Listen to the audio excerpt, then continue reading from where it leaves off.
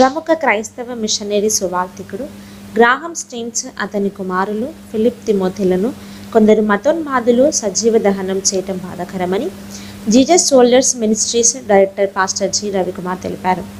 Graham స్టీన్స్ సజీవ దహనం కాబడి నేటికి 26 సంవత్సరాలు పూర్తి అయినవని 1999వ సంవత్సరం జనవరి 22న మతోన్మాదులు గ్రాహం స్టెయిన్స్ వాహనాన్ని నిప్పుపెట్టి సజీవ దహనం చేశారన్నారు. గ్రాహం స్టెయిన్స్ కొరకు కోల్స్ చర్చిలో జీజస్ సోల్జర్స్ మినిస్ట్రీస్ ఆధ్వర్యంలో ప్రత్యేక ప్రార్థనలు చేశామని రవికుమార్ తెలిపారు. ఈ సందర్భంగా గ్రాహం స్టెయిన్స్ సేవా కార్యక్రమాలను రవికుమార్ వివరించారు. గ్రాహం స్టెయిన్స్ ఒడిశాలోని గిరిజనులను చెడు మార్గం నుంచి మంచి మార్గంలో నడిపించారన్నారు. గిరిజనులు యేసుక్రీస్తును రక్షకుడిగా అంగీకరించి మంచి జీవితాన్ని జీవించటాన్ని సహించలేని కొందరు మతోన్మాదులు గ్రాహం స్టెయిన్స్ను సజీవ దహనం చేశారని రవికుమార్ పేర్కొన్నారు. ఇంత దారుణం జరిగిన గ్రాహం స్టెయిన్స్ భార్య గ్లాడిస్ ఎలాంటి పోలీస్ కేసు పెట్టలేదన్నారు. గ్రాహం స్టెయిన్స్ భార్య గ్లాడిస్ ఒడిశా రాష్ట్రంలో చేసిన సేవలకు ఒడిశా ప్రభుత్వం నుంచి 2016లో Padma Shri Mother Teresa memorial international అవార్డును అందుకుందని రవికుమార్ తెలిపారు.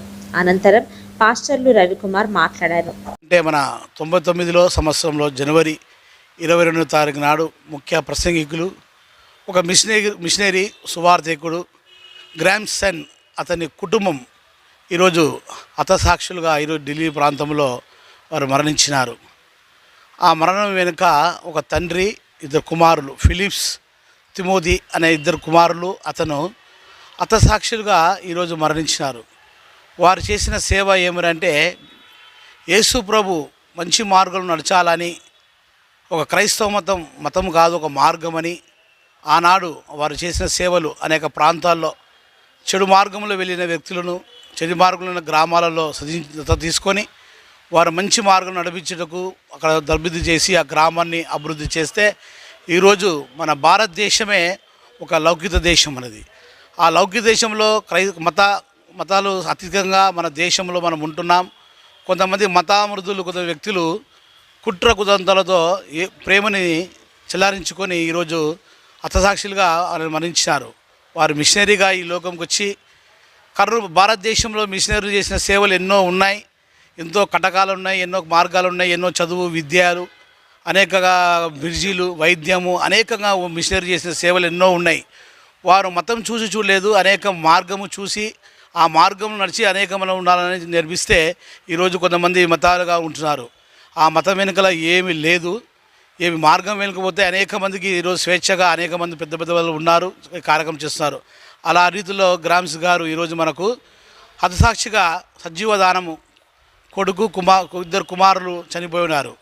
అంతేకాకుండా వారి భార్య కూడా ఎటువంటి కేసు కూడా పెట్టకుండా, ఎవరు చంపినారనే విషయం తెలిసినప్పటికీ కూడా ఎవరు తెలియకుండా ఆ ప్రేమని చాటుకున్నారు. వాళ్ళు హతసాక్షి అయినా కూడా ప్రేమను చాటుకొని ఈరోజు ఎటువంటి కేసు కూడా లేకుండా ఈరోజు వాళ్ళని దేవుడే చూసుకుంటారని చెప్పి ఒక మంచి సాక్ష్యాన్ని ఆమె ఇచ్చున్నది.